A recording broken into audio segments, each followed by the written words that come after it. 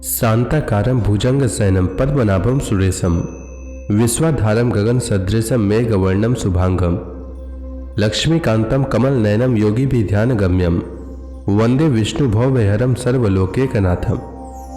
मंगलम भगवान विष्णु मंगलम गरुड़ध्वज मंगलम पुंडरीकाक्ष मंगलाय तनोहरि। ओम नमो भगवते वासुदेवाय। आज का दिन आप सभी के लिए मंगलमय हो। आज माघ महीने का 9वां दिन है। आइए सुनते हैं माघ मास कथा का 9वां अध्याय। श्री मैत्रेय जी ने कहा, विदुर जी, आप भगवत भक्तों में प्रधान लोकपाल यमराज ही हैं। आपके पूर्व वंश में जन्म लेने के कारण वह वंश साधु पुरुषों के लिए भी सेव्य हो गया है। धन्य है, आप निरंतर पद पद पर श्री हरि की कीर्ति में माला को नित्य नूतन बना रहे हैं। अब मैं शुद्र विषय सुख की कामना से महान दुख को मोल लेने वाले पुरुषों की दुख निवृत्ति के लिए श्रीमद् भागवत पुराण प्रारंभ करता हूं, जिसे स्वयं श्री शंकरषण भगवान ने सनकादि ऋषियों को सुनाया था। अखंड ज्ञान संपन्न आदिदेव भगवान शंकरषण पाताल लोक में विराजमान थे। सनत कुमार आदि ऋषियों ने परम पुरुषोत्तम ब्रह्म का तत्व जानने के लिए उनसे प्रश्न किया। उस समय शेष जी अपने आश्रय स्वरूप उस परमात्मा की मानसिक पूजा कर रहे थे, जिनका वेद वासुदेव के नाम से निरूपण करते हैं। उनके कमल कोश सरीखे नेत्र बंद थे। प्रश्न करने पर सनत कुमार आदि ज्ञानी जनों के आनंद के लिए उन्होंने अध खुले नेत्रों से देखा। सनत कुमार आदि ऋषियों ने मंदाकिनी के जल से भीगे अपने जटा समूह से उनके चरणों की चौकी के रूप में स्थित कमल का स्पर्श किया, जिसकी नाग राजकुमारियां अभिलषित वर की प्राप्ति के लिए प्रेम पूर्वक अनेकों उपहार सामग्रियों से पूजा करती हैं। सनत कुमार आदि उनकी लीला के मर्मज्ञ हैं। उन्होंने बार बार प्रेम गदगद वाणी से उनकी लीला का गान किया। उस समय शेष भगवान के उठे हुए सहस्त्रों फण करीटों के सहस्त्र सहस्त्र श्रेष्ठ मणियों की छिटकती हुई रश्मियों से जगमगा रहे थे। भगवान शंकरषण ने निवृत्ति परायण सनत कुमार जी को यह भागवत सुनाया था। ऐसा प्रसिद्ध है, सनत कुमार जी ने फिर इसे परम व्रत से सांख्यायन मुनि को उनके प्रश्न करने पर सुनाया। परम हंसों में प्रधान से सांख्यायन जी को जब भगवान की विभूतियों का वर्णन करने की इच्छा हुई, तब उन्होंने इसे अपने अनुगत शिष्य हमारे गुरु श्री पराशर जी को और बृहस्पति जी को सुनाया। इसके पश्चात परम दयालु पराशर जी ने पुलस्त्य मुनि के कहने से वह आदि पुराण मुझे सुनाया।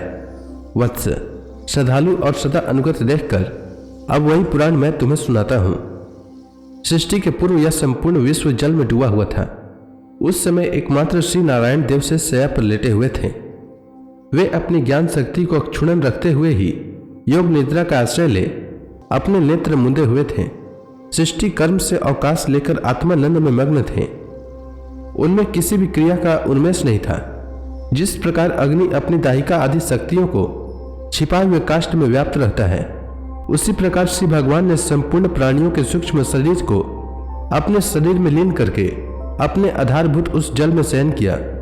उन्हें सृष्टि काल आने पर पुनः जगाने के लिए केवल काल शक्ति को जागृत रखा।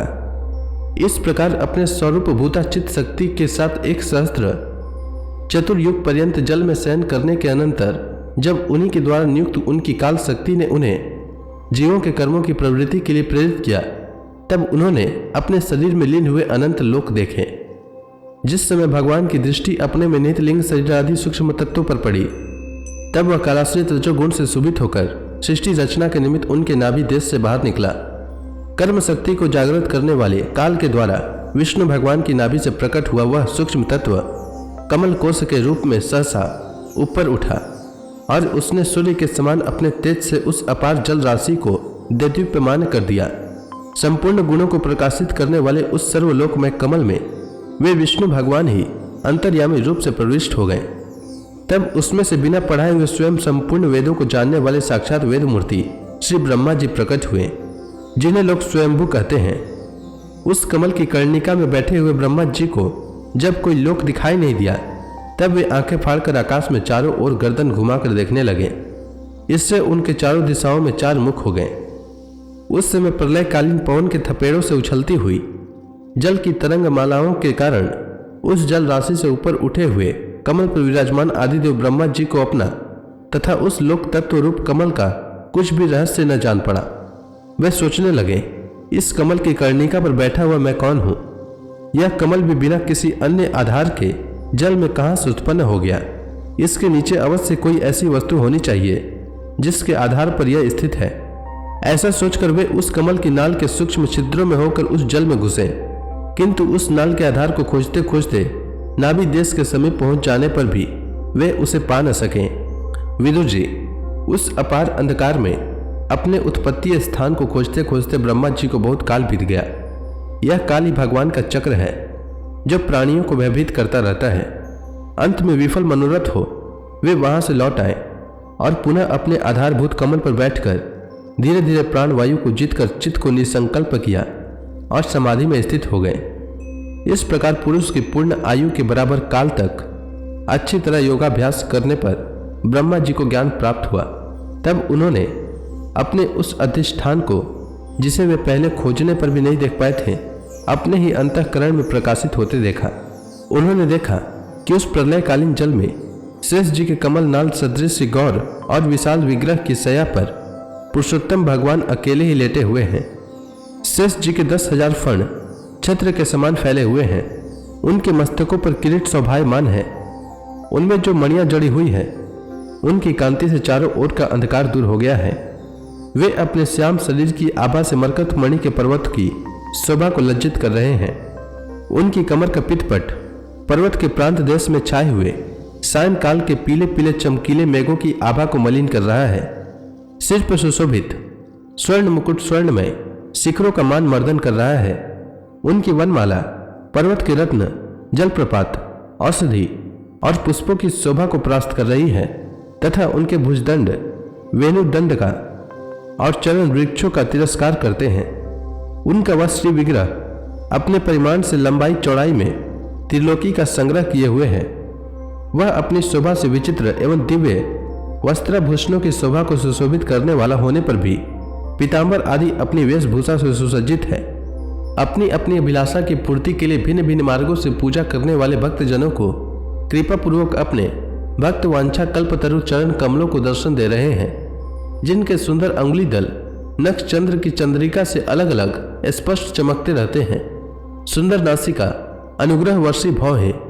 कानों में झिलमिलाते हुए कुंडलों की शोभा, बिंबा फल के समान लाल लाल अधरों की कांति एवं लोकार्तिहारी मुस्कान से युक्त मुखार विंद के द्वारा वे अपने उपासकों का सम्मान अभिनंदन कर रहे हैं।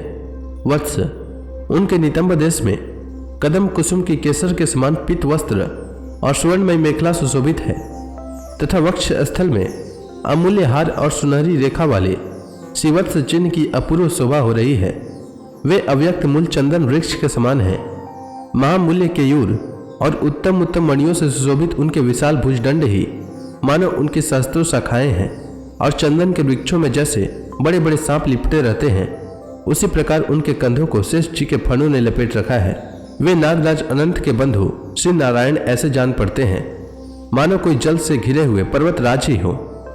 पर्वत पर जैसे अनेकों जीव रहते हैं, उसी प्रकार वे संपूर्ण चराचर के आश्रय हैं। शेष जी के फणों पर जो सहस्त्रों मुकुट हैं, वे ही मानो उस पर्वत के स्वर्ण मंडित शिखर हैं तथा वक्ष स्थल में विराजमान कौस्तुभ मणि उसके गर्भ से प्रकट हुआ रत्न है। प्रभु के गले में वेद रूप भौरों से गुंजायमान अपनी कीर्तिमय वनमाला विराज रही है। सूर्य, चंद्र, वायु और अग्नि आदि देवताओं की भी आप तक पहुंच नहीं है तथा त्रिभुवन में बेरोक टोक विचरण करने वाले सुदर्शन चक्र आदि आयुध भी प्रभु के आसपास ही घूमते रहते हैं। उनके लिए भी आप अत्यंत दुर्लभ हैं। तब विश्व रचना की इच्छा वाले लोक विधाता ब्रह्मा जी ने भगवान के नाभि सरोवर से प्रकट हुआ वह कमल, जल, आकाश, वायु और अपना शरीर केवल ये 5 ही पदार्थ देखे। इनके सिवा और कुछ उन्हें दिखाई न दिया। रजोगुण से व्याप्त ब्रह्मा जी प्रजा की रचना करना चाहते थे। जब उन्होंने सृष्टि के कारण रूप केवल ये 5 ही पदार्थ देखे, तब लोक रचना के लिए उत्सुक होने के कारण वे अचिंत्य गति श्री हरि में चित्त लगाकर उन परम पूजनीय प्रभु की स्तुति करने लगे। तो इसी के साथ यह अध्याय समाप्त हुआ। इसके आगे की कथा मैं कल के अध्याय में सुनाऊंगा। तब तक के लिए भगवान हरि का नाम लेते रहें।